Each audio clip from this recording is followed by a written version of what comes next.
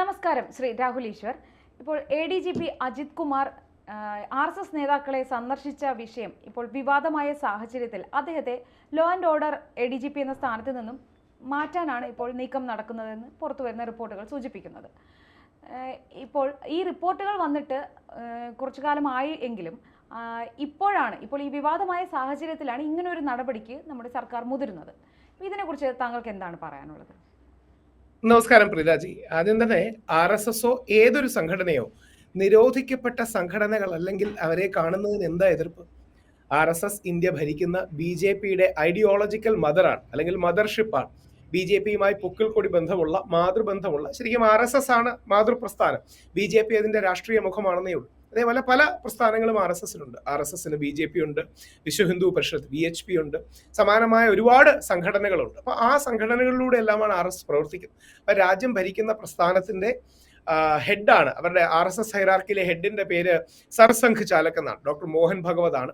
സർക്കാര്യവാഹാണ് ദത്താത്രേയ ഹോസ്ബലേജി. അപ്പൊ അദ്ദേഹത്തെയാണ് ഇദ്ദേഹം കണ്ടത്. താഴെയുള്ള സഹസർക്കാര്യവാഹ ഉണ്ട്, ജനറൽ സെക്രട്ടറി. സാധാരണ ഭാഷയിൽ പറഞ്ഞാൽ ഇദ്ദേഹം എന്റെ ജനറൽ സെക്രട്ടറിയാണ്. ഈ ജനറൽ സെക്രട്ടറിയെ കണ്ടു എന്ന് പറഞ്ഞാൽ എന്താ പ്രശ്നം? ഒരു പോലീസുകാരൻ പൊതുപ്രവർത്തകനെ കാണുന്നതിൽ എനിക്കതിന്റെ പ്രശ്നം മനസ്സിലാകുന്നില്ല. പക്ഷെ കേരളത്തിൽ നടക്കുന്ന പൊളിറ്റിക്സ് വേറെയാണ്. അതായത് പലപ്പോഴും ഈ പൊളിറ്റിക്സ് എന്ന് പറഞ്ഞാൽ RSSനോട് മുസ്ലിം കമ്മ്യൂണിറ്റിക്ക് ഒരു വിപ്രതിപത്തിയോ താല്പര്യമില്ലായ്മയോ പേടിയോ ദേഷ്യമോ ഒക്കെ ഉണ്ട്. മുസ്ലിം കമ്മ്യൂണിറ്റിയുടെ വോട്ടിലേക്ക് കണ്ണും നട്ട കോൺഗ്രസ്, കമ്മ്യൂണിസ്റ്റ്, നമ്മുടെ സുഹൃത്തുക്കൾ ആ വോട്ട് ഞങ്ങൾക്ക് വരണം എന്ന ആഗ്രഹം കൊണ്ട് RSS ഭീതി ഉയർത്തി, RSS പേടി ഉയർത്തി, RSSനെ അസോസിയേറ്റ് ചെയ്തുകൊണ്ട്, അതായത് കോൺഗ്രസ്സുകാർ CPM-കാരാണ് ഇവരുടെ അസോസിയേഷൻ എന്നും CPM-കാർ കോൺഗ്രസ്സുകാരാണെന്നും പറഞ്ഞുകൊണ്ട് ആ മുസ്ലിം വോട്ടുകളെ തിരിച്ചു പിടിക്കാൻ വേണ്ടി നടത്തുന്ന ഒരു പൊളിറ്റിക്കൽ നറേറ്റീവാണ്. അതിനപ്പുറം ഒരു പ്രാധാന്യമൊന്നും ഇതിനില്ല. അല്ലെങ്കിൽ ആരെ കണ്ടാലും എന്താ ശ്രീ അജിത് കുമാറോ എത്രയോ പേര് എത്ര ആൾക്കാരെ കാണുന്നുണ്ട്. അപ്പൊ ഇത് പ്രശ്നവൽക്കരിക്കുന്നതിന്റെ പിന്നിലുള്ള താല്പര്യം കേരളത്തിൽ 27% മുസ്ലിം കമ്മ്യൂണിറ്റിയാണ്. നമ്മുടെ നാട്ടിൽ ഏകദേശം 1 കോടിയോളം നമ്മുടെ മുസ്ലിം സഹോദരങ്ങളുണ്ട്. ഇവരുടെ വോട്ട് വലിയൊരു വോട്ടിംഗ് ബ്ലോക്കുമാണ്. ഈ വോട്ട് തങ്ങളിലേക്ക് വരണമെന്നും കഴിഞ്ഞ ഇലക്ഷന് കൂടുതൽ അത് CPM-ലേക്കും കൂടെ ഡ്രിഫ്റ്റ് ചെയ്തു പോയി. അത് തങ്ങളിലേക്ക് കൺസോളിഡേറ്റ് ചെയ്യണമെന്ന് ആഗ്രഹിക്കുന്ന കോൺഗ്രസും, അങ്ങനെയല്ല കോൺഗ്രസിൽ നിന്ന് കൂടുതൽ തങ്ങളിലേക്ക് വന്നാൽ എന്നും തങ്ങൾക്ക് ഭരിക്കാമെന്ന് ആഗ്രഹിക്കുന്ന CPM ചേർന്ന് ചെയ്യുന്നതാണ്. ഇത് വളരെ പ്ലെയിൻ ആണ്, ഇതിൽ യാതൊരു അർത്ഥവും ഇല്ല. അപ്പൊ അങ്ങനെ ഇരിക്കെ ഇതൊരു നിയമപരമായി അതിലൊരു തെറ്റില്ല എന്നിരിക്കെ ഇപ്പൊ ഈ വിവാദമുണ്ടായ സാഹചര്യത്തിൽ ഇപ്പൊ സർക്കാർ അങ്ങനെ ഒരു നീക്കം നടത്തുന്നത് അതിലെ ഉചിതം എന്താണ്? അതിലെന്തെങ്കിലും ഒരു ന്യായമുണ്ടോ? ഒട്ടും ഔചിത്യമില്ല. ഇതിനെ ഗിൽറ്റ് ബൈ അസോസിയേഷൻ എന്നൊക്കെയാണ് പറയുക. അതായത് പണ്ട് ഹിറ്റ്ലറെ വെച്ചായിരുന്നു ഈ ഗിൽറ്റ് ബൈ അസോസിയേഷൻ പറയുക. എന്തെങ്കിലും ഉണ്ടെങ്കിൽ ഉടനെ ഹിറ്റ്ലർ എന്ന് ചാപ്പ കുത്തുന്ന ഒരു രീതി ഉണ്ടായിരുന്നു. അപ്പം guilt by association, guilt by branding എന്നൊക്കെ തുടങ്ങിയ ലോജിക്കൽ ഫാലസീസ് ആയിട്ട് പലരും ഇതിനെ പറയാറ്. അതായത് ഇദ്ദേഹം, എനിക്കറിയില്ല പുള്ളി എന്തിനാ കണ്ടതെന്ന്, എന്തെങ്കിലും കാര്യത്തിന് വേണ്ടിയായിരിക്കും. ചിലപ്പോൾ സൗഹൃദ സന്ദർശനമായിരിക്കും, ചിലപ്പോൾ വേറെ എന്തെങ്കിലും വിസിറ്റ് ആയിരിക്കും. എന്തിനെങ്കിലും ആവട്ടെ, അതിന് കാണുന്നതിന് നമ്മൾ പ്രശ്നവൽക്കരിക്കുന്നത് എന്താ? പക്ഷേ ഇതിന് 2 തലങ്ങളുണ്ട്. ഒന്ന്, കോൺഗ്രസ്സുകാരെന്നും പറയാൻ ആഗ്രഹിക്കുന്നത് എനിക്ക് എന്നോട് ഒട്ടും യോജിപ്പില്ല എന്നായിരുന്നു പറയട്ടെ. അവരുടെ വാദം ഇതാണ്: എന്നും പിണറായി വിജയനും നരേന്ദ്രമോദിയും തമ്മിൽ ഒരു പാലമുണ്ട്. മുണ്ടുടുത്ത മോദിയാണ് ശ്രീ പിണറായി വിജയൻ. അതുകൊണ്ട് മുസ്ലിം താല്പര്യങ്ങളൊന്നും പിണറായി വിജയൻ ഒരു കാരണവശാലും സംരക്ഷിക്കാൻ പോകുന്നില്ല. ന്യൂനപക്ഷങ്ങൾക്ക് RSSനെ പേടി കാരണം കോൺഗ്രസ് മൃദുവായതുകൊണ്ട് കുറച്ചുകൂടെ കടുപ്പമേറിയ നിലപാടെടുക്കുന്ന CPM-ലേക്ക് പോകരുത്.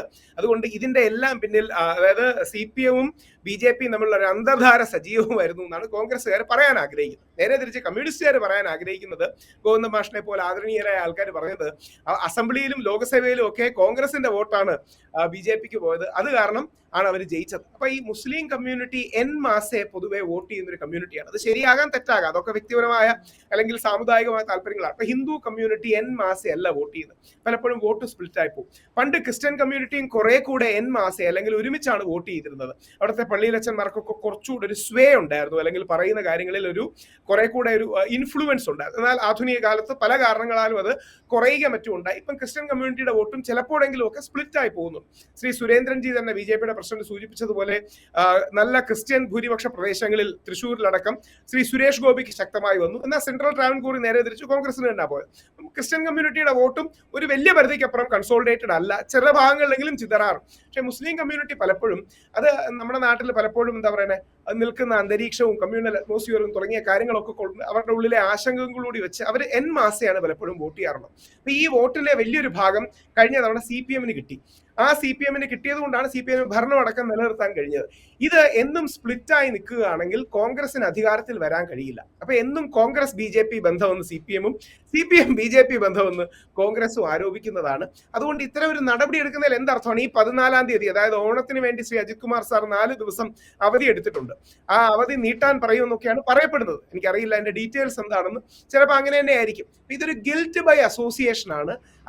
അത് ശരിയല്ല. അത് ശ്രീ അജിത് കുമാർ ആണെങ്കിലും വേറെ ആരെങ്കിലും ആണെങ്കിലും കോടതി കുറ്റക്കാരനാണെന്ന് കാണുന്നത് വരെ ആരെയും മാറ്റി നിർത്തുകയോ അപഹസിക്കുകയോ ആക്ഷേപിക്കുകയോ അദ്ദേഹം കവടിയാറിൽ പുതിയ അദ്ദേഹം പണിയാൻ പോകുന്ന വീടിന്റെ കാര്യത്തിൽ അഴിമതി ആരോപണം, ഇങ്ങനെ നിരന്തര ആരോപണങ്ങൾ ഉന്നയിക്കുക.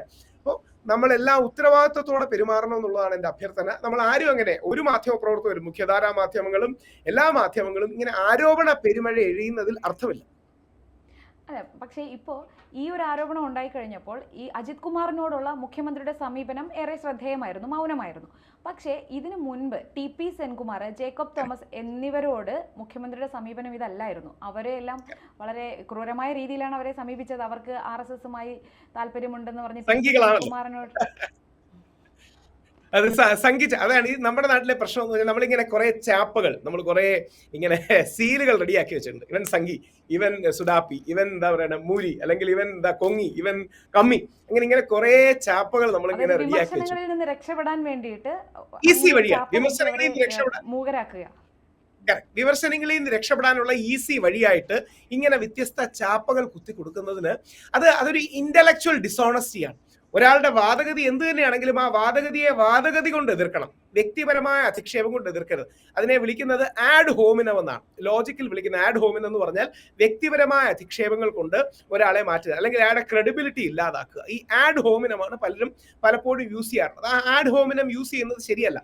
2, സെൻകുമാർ സാർ കേരളത്തിന്റെ പ്രഗത്ഭനായ DGP ആയിരുന്നു. അദ്ദേഹം പിന്നീട് BJP RSS കൂടുതൽ അതിനോട് അനുഭാവം കാണിക്കുകയും ആ എക്കോസിസ്റ്റത്തിന്റെ ഭാഗമായി വർക്ക് ചെയ്യുകയും അതിൽ തന്നെ കുറച്ച് മൃദു സമീപനം എടുക്കുന്ന RSS BJP-ക്കാരോട് സെൻകുമാർ സാറിന് കുറച്ച് എന്താ പറയുക ദേഷ്യം കൂടെയാണ്. ഇപ്പൊ ഉദാഹരണം, സെൻകുമാർ സാറും നമ്പി നാരായണൻ ഇന്നും നിരപരാധിയാണെന്ന് വിശ്വസിക്കാത്ത വ്യക്തിയാണ്. നമ്മുടെ പ്രധാനമന്ത്രി ശ്രീ നരേന്ദ്രമോദി അടക്കം പത്മ പുരസ്കാരം നമ്പി നാരായണൻ സാറിന് കൊടുത്തു. ഇതിനെതിരെ പ്രസ് മീറ്റ് വിളിച്ച ആളാണ്. അപ്പൊ ഇവർക്കൊക്കെ അവരുടെ ബോധ്യങ്ങളുണ്ട്. അത് ശരിയാകാം തെറ്റാകാം നമുക്കറിയില്ല. ഇത്രയും മുതിർന്ന ആൾക്കാരാണ്, ഇവർക്കൊരു നിലപാട് കാണും. അത് ശരിയാകാം തെറ്റാകാം, അത് അവരുടെ വ്യക്തിപരമായ കാര്യം. പക്ഷേ നമ്മൾ ചാപ്പകൾ ഉപയോഗിച്ച് അവരെ കൗണ്ടർ ചെയ്യുകയല്ല വേണ്ടത്. വാദഗതിയെ വാദഗതി കൊണ്ട് നേരിടണം. ഇപ്പൊ ഫോർ എക്സാമ്പിൾ ശ്രീ അജിത് കുമാർ പോയി കണ്ടു, വേറെ ഏതെങ്കിലും താല്പര്യങ്ങൾ കാണോ, എന്താണ് അന്വേഷണം ഉണ്ടാവും. പിന്നെ ഒരു പ്രധാന കാര്യം നോക്കണം, ഇന്റലിജൻസും കൗണ്ടർ ഇന്റലിജൻസും നമ്മുടെ നാട്ടിലുണ്ട്. സർവെയിലൻസും കൗണ്ടർ സർവെയിലൻസും ഉണ്ട്. അതായത് നമ്മുടെ ADGP കണ്ട അടുത്ത ദിവസം തന്നെ ADGP പോയ കാറ്, പോയ സാഹചര്യം, പോയ സ്ഥലങ്ങൾ, ഇതെല്ലാം പോലീസുകാർ ഓൾറെഡി മുഖ്യമന്ത്രിയെ അറിയിച്ചിട്ടുണ്ട്. അപ്പൊ ആ സാഹചര്യത്തിൽ പ്രത്യേകിച്ച് പ്രശ്നമൊന്നും കാണില്ല. ആ സാഹചര്യത്തിൽ പ്രത്യേകിച്ച് പ്രശ്നമൊന്നും ഉണ്ടാകേണ്ട സാധ്യതയുമില്ല. അതായത് ഇത് ജയകുമാർ എന്ന് പറയുന്ന RSSലെ വളരെ ബഹുമാന്യനായ ജയൻജന്മൊക്കെ വിളിക്കപ്പെടുന്ന ശ്രീ ജയകുമാറിനൊപ്പമാണ് ഇദ്ദേഹം ദത്താത്രേയ ഹോസ്പിറ്റലിലേക്ക് കാണാൻ പോയി എന്നാണ് പ്രമുഖ പല മാധ്യമങ്ങളും റിപ്പോർട്ട് ചെയ്തത്. ഇദ്ദേഹത്തിന്റെ സഹപാഠിയാണ് എന്ന് പറയുന്നു. ഒരു കാലത്ത് ഇദ്ദേഹം നമ്മുടെ സ്വദേശി ശാസ്ത്ര പ്രസ്ഥാനത്തിന്റെ ഒക്കെ വലിയ അമരക്കാരനൊക്കെയാണ്, വലിയൊരു ദാർശനികനും ചിന്തകനും ഒക്കെയാണ്. അദ്ദേഹത്തോടൊപ്പമാണ് ഇദ്ദേഹം പോയി കണ്ടു എന്ന് പറഞ്ഞു. ഇങ്ങനെ കാണുന്നതിൽ ഒരു തെറ്റുമില്ല, അൺലെസ് ഒരു നിരോധിത സംഘടനയാണ്, അൺലെസ് ഇപ്പൊ എന്താ മാവോയിസ്റ്റ് സംഘടനയാണ്, അല്ലെങ്കിൽ ലക്ഷറി തോയ്ബയാണ്, ഇസ്ലാമിസ്റ്റ് സംഘടനയാണ്, അല്ലെങ്കിൽ ഏതെങ്കിലും നിരോധിക്കപ്പെട്ട സംഘടനയാണെങ്കിൽ yes there is a problem. ഇല്ലെങ്കിൽ ഇവർക്കെതിരെ ആക്ഷൻ എടുക്കുന്നത്. അപ്പൊ ഇത് മീഡിയയെ സാറ്റിസ്ഫൈ ചെയ്യാനും പൊളിറ്റിക്കൽ സാറ്റിസ്ഫൈ ചെയ്യാനും രാഷ്ട്രീയത്തിൽ കൈയടി കിട്ടാനും ഗ്യാലറിക്ക് വേണ്ടി കളിക്കാനും വേണ്ടിയാണ് യഥാർത്ഥത്തിൽ ഇത് ചെയ്യുന്നതെന്നുള്ളതാണ് സത്യം. പക്ഷെ അങ്ങനെ ഒരു നടപടിയിലേക്ക് കടക്കുകയാണെങ്കിൽ അത് തീർത്തും ഒരു അനീതിയല്ലേ? അങ്ങനെ തീർച്ചയായിട്ടും അന്യായമാണ്. ഇത് ഞാൻ പറയുന്നത് എന്താ പറയുക, ആരെയും വിഷമിപ്പിക്കാനോ വേദനിപ്പിക്കാനോ അല്ല. പലപ്പോഴും നമ്മുടെ സമൂഹത്തിൽ നമ്മളടക്കം അറിഞ്ഞോ അറിയാതെ ഈ കല്ലെറിയലിന്റെ ഭാഗമാണ്. നമ്മുടെ പ്രശ്നം എന്ന് പറഞ്ഞാൽ, ആരോപണം വരുമ്പോൾ ഒരാളോട് ദേഷ്യം ഉണ്ടെങ്കിൽ ആ ദേഷ്യം മുഴുവൻ തീർക്കാനുള്ള ഒരു അവസരമാണത്. അല്ലെങ്കിൽ ഏതെങ്കിലും പാർട്ടിയോട് ദേഷ്യം ഉണ്ടെങ്കിൽ ദേഷ്യം മുഴുവൻ തീർക്കാനുള്ള ഒരു അവസരമാണ്. ഇങ്ങനെ ഒരു അവസരമായി മിസ്യൂസ് ചെയ്യുന്നതാണ് ആൾക്കാരുടെ ഒരു ശീലം. അത് ഈ കേസിലല്ല, ഇപ്പൊ സ്ത്രീ കേസിലാണെങ്കിലും ചാരക്കേസിലാണെങ്കിലും ശശി തരൂരിന്റെ കേസിലാണെങ്കിലും, അതായത് ഒരാളോട് രാഷ്ട്രീയപരമായ എതിർപ്പ് കാണാം, വ്യക്തിവിരോധം കാണാം. ഇപ്പം കോൺട്രവേഴ്സി ഇല്ലാത്തതുകൊണ്ട് ഇപ്പൊ എനിക്ക് തുറന്നു പറയാം, നമ്മുടെ നാഷണൽ മീഡിയയിൽ ശശി തരൂർ സാർ അദ്ദേഹത്തിന്റെ ഭാര്യ സുനന്ദ പുഷ്കർ മാഡത്തെ കൊന്നു എന്ന് ആരോപിച്ച് എന്റെ തന്നെ വളരെ അടുത്ത സുഹൃത്തുക്കൾ നാഷണൽ മീഡിയയിലെ റൈറ്റ് ലീനിങ് ചാനൽസ് ഭയങ്കര ക്യാമ്പയിൻ ചെയ്തു. ഞാനാണ് ശശി തരൂർ സാറിന്റെ ആ പൊസിഷൻ ശക്തമായി ഡിഫെൻഡ് ചെയ്തത്. എനിക്കത് വേറൊന്നും കൊണ്ടല്ല, എനിക്കറിയാം അത് കള്ളമാണെന്ന്. ഇവരെ രണ്ടുപേരെ എനിക്ക് വ്യക്തിപരമായി അറിയാം. അവരുടെ ജോയിന്റ് ഇന്റർവ്യൂ എനിക്കാ തന്നത്. അപ്പൊ ശശി തരൂരിനെ മാറ്റുക എന്നുള്ളതാണ് അവരുടെ ടാർഗറ്റ്. അപ്പം ഭാര്യയെ കൊന്നു എന്ന് പോലും പറയും. അവരുടെ വീട്ടുകാരടക്കം ശശി തരൂരിനെ സപ്പോർട്ട് ചെയ്യാണ്. ശശി തരൂരിനോട് ദേഷ്യമുള്ളവർ ഇവരെല്ലാം ഈ നെറേറ്റീവിന്റെ ഭാഗമായി പോകും. ഇങ്ങനെ 50 ദിവസം ജയിലിൽ കിടന്ന ആളാണ് നമ്പിനാരായണൻ സാർ. ഇന്ത്യയിലെ ഏറ്റവും പ്രമുഖനായ ശാസ്ത്രജ്ഞൻ 50 ദിവസം ഇങ്ങനെ ജയിലിൽ കിടക്കേണ്ടി വന്നു. അപ്പൊ എന്ത് പറ്റുന്നു എന്ന് പറഞ്ഞാൽ ഒരു കേസ് ഉണ്ടാകുമ്പം, വിവാദം ഉണ്ടാകുമ്പോൾ മാധ്യമങ്ങളുടെയും തെറ്റല്ല, മാധ്യമങ്ങൾ എല്ലാ ഭാഗത്തെയും അഭിപ്രായം എടുക്കും. അപ്പോൾ പരസ്പര ദേഷ്യമുള്ളവരൊക്കെ ആരോപണം ഉന്നയിക്കും. നമ്മുടെ നാട്ടിൽ വ്യക്തമായ ഡിഫമേഷൻ ലോസോ അല്ലെങ്കിൽ വ്യാജ ആരോപണങ്ങൾ ഉന്നയിക്കുന്നതിന് പരാതിപ്പെട്ടാൽ കേസ് പലപ്പോഴും നടക്കാറില്ല. അപ്പോൾ അത് വരുമ്പോൾ പിന്നെ എല്ലാം കൂടെ അങ്ങ് അതിശക്തമായി കയറി വരും. ഇതാണ് പലപ്പോഴും സംഭവിക്കാറുള്ളത്. അപ്പൊ ഇത് അനീതി തന്നെയാണ്. ശ്രീ അജിത്, അദ്ദേഹം, ഞാൻ മനസ്സിലാക്കിയെടുത്തോളം, എനിക്ക് വ്യക്തിപരമായ പരിചയമില്ല, ഞാൻ മനസ്സിലാക്കിയെടുത്തോളം പ്രഗത്ഭനായ ഒരു ഉദ്യോഗസ്ഥനാണ്. അദ്ദേഹത്തിന്റെ ഇപ്പൊ ഉദാഹരണം, അദ്ദേഹം ക്രിമിനലാണ്. ദാവൂദ് ഇബ്രാഹിമാണ് മാതൃക എന്നൊക്കെ നമ്മുടെ അൻവർ MLA പറയുകയുണ്ടായി. അൻവർജിക്ക് എന്തോ ഇദ്ദേഹത്തോട് ദേഷ്യമുണ്ട്. അപ്പം ദേഷ്യം തീർക്കാൻ പെട്ടെന്ന് ദാവൂദ് ഇബ്രാഹിമിന്റെ പേരും കൂടെ എടുത്തിടുകയാണ്. അപ്പം പലപ്പോഴും പറ്റുന്നത് നമ്മുടെ പൊതുമണ്ഡലത്തെ ഇത് മലീമസമാക്കും, പൊതുമണ്ഡലത്തെ പലപ്പോഴും മലിനമാക്കും. നാളെ സീരിയസ് ഒരു ഇഷ്യൂ വന്നാൽ അതുണ്ടാവില്ല. ഇപ്പം ഞാൻ ഒരു വരിയിലൂടെ മാത്രം പറയാം. ഇദ്ദേഹത്തിന് ദാവൂദ് ഇബ്രാഹിമാണ് റോൾ മോഡൽ, ഇദ്ദേഹം എങ്ങനെ ആൾക്കാരെ കൊന്നു അല്ലെങ്കിൽ കുറെ ആരോപണങ്ങൾ ഉന്നയിച്ചല്ലോ. ഇതൊന്നും നമ്മുടെ ഇന്റലിജൻസ് സംവിധാനത്തിന് മനസ്സിലായില്ലേ? എല്ലാ ദിവസവും രാവിലെ ഇന്റലിജൻസ് ബ്രീഫിംഗ് കിട്ടുന്ന മുഖ്യമന്ത്രിക്ക് മനസ്സിലായില്ലേ? അതായത് ഈ ADGP എന്ന് പറഞ്ഞാൽ ADGPയുടെ മേളിലും ഒരു ഇന്റലിജൻസ് ഉണ്ട്. അതായത് ADGP ഇപ്പൊ മാഡത്തെയോ എന്നെയോ നമ്മൾ എന്തെങ്കിലും പ്രശ്നത്തിൽ പെട്ടു എന്നിരിക്കട്ടെ, പോലീസുകാർക്ക് നമ്മുടെ ഫോൺ ടാപ്പ് ചെയ്യാം, നമ്മുടെ ഇന്റലിജൻസ് സംവിധാനങ്ങൾ അറിയാം, അങ്ങനെ കാര്യങ്ങൾ ഈസി ആയിട്ട് ചെയ്യാം. ഇവരും ഇതിൽ നിന്ന് മുക്തരല്ല. ഇവരറിയാതെ ഇവരെ ട്രാക്ക് ചെയ്യാനുള്ള കൗണ്ടർ സർവെയിലൻസ് എന്ന് പറയുന്ന വലിയൊരു സംവിധാനമുണ്ട്. അത് ലോകത്ത് എല്ലാ രാജ്യങ്ങളിലും ഉണ്ട്. കാര്യം ഈ പൊസിഷനെ അവർ മിസ്യൂസ് ചെയ്തുകൂടല്ലോ.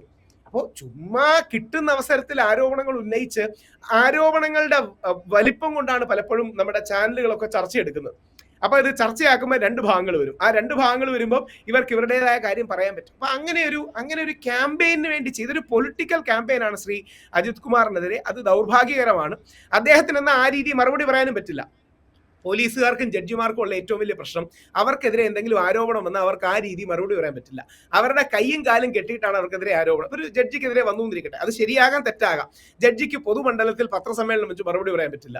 ഒരു പോലീസുകാരനെതിരെ വന്നു, പോലീസുകാരൻ ഒരു അന്വേഷണത്തിന് കൊടുത്തു എന്നല്ലാതെ രാഷ്ട്രീയക്കാരൻ പറയുന്ന മെയ് വഴക്കത്തോടെ പറയാൻ പറ്റില്ല. അല്ലെങ്കിൽ നമ്മൾ മാധ്യമങ്ങൾ പറയുന്ന ഉണ്ടത്രേ പറയാൻ പറ്റില്ല. അതായത് ഈ ഉണ്ടത്രയുടെ ഏറ്റവും വലിയ ഗുണം, ഇനിയും വരാൻ പോകുന്ന മാധ്യമ കാലത്തെ നാളെയുടെ മാധ്യമ വിദ്യാർത്ഥികളും അല്ലെങ്കിൽ മാധ്യമങ്ങളിലേക്ക് വരാൻ പോകുന്ന ആൾക്കാരും ഈ ഉണ്ടത്രയെ അറിഞ്ഞിരിക്കണം. ഈ അല്ലെങ്കിൽ പൊതുജനം അറിഞ്ഞിരിക്കണം. ഉണ്ടത്രേ വളരെ എളുപ്പമുള്ള ഒരു വെടിയാണ്. എന്തിനും ഉണ്ടത്രേ എന്ന് പറഞ്ഞാൽ മതി. നാളെ ഡിഫമേഷൻ കേസ് വന്നാൽ ഞാൻ പറഞ്ഞില്ലെന്നും പറയാം.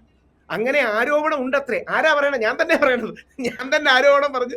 ഞാനിത് ആളുടെ പേര് പറയണില്ല. ഞാൻ മുമ്പ് ശബരിമല പ്രക്ഷോഭ കാലത്ത് ഞാൻ CIA അമേരിക്കൻ ചാരസംഘടനയായ CIA പണം മേടിച്ചിട്ടാണ് പ്രവർത്തിക്കുന്നതെന്ന് ഒരു ഉത്തരവാദിത്തപ്പെട്ട മന്ത്രി പറയുകയുണ്ടായി. എന്റെ ഓഫീസിലടക്കം വലിയ പ്രശ്നങ്ങളുണ്ടായി. ഇതിന്റെ പ്രശ്നം അതായത് ഇപ്പൊ കമ്മ്യൂണിസ്റ്റുകാർക്ക് ഒരു നമ്പറാണ്, മറുഭാഗത്ത് കണ്ടോ മറ്റേ അമേരിക്കക്കാര് CIA ഇവിടെ ചെയ്യുന്നു, അല്ലെങ്കിൽ ഇപ്പുറത്ത് മറ്റേ ഇസ്ലാമിസ്റ്റുകൾ പറയും എല്ലാം മൊസാദിന്റെ കളിയാണ്, അപ്പുറത്തുനിന്ന് മൊസാദ് ചെയ്യുന്നു. അപ്പൊ ഞാൻ പുള്ളിയോട് പിന്നീട് കണ്ടപ്പോൾ പറഞ്ഞു, സാറേ ഞാൻ അമേരിക്ക അന്ന് പോയിട്ട് പോലും ഇല്ല, ഞാൻ അമേരിക്ക മറ്റേ ലാലേട്ടന്റെ അമേരിക്ക മറ്റേ അക്കരയിൽ മാത്രമാണ് കണ്ടത്. അപ്പോൾ അതൊരു പഞ്ച് കിട്ടാനും ഗും കിട്ടാനും വേണ്ടി രാഷ്ട്രീയ നേതാക്കൾ പറയുന്നതാണ്.